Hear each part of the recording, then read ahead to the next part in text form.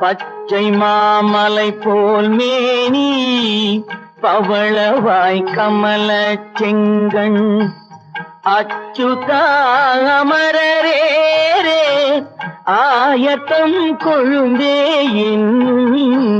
பச்சை மாமலை போல் மேனி பவளவாய் கமல செங்கண் அச்சுதா அமரரேரே ஆயத்தம் கொழுந்தே என்னும் இச்சுவை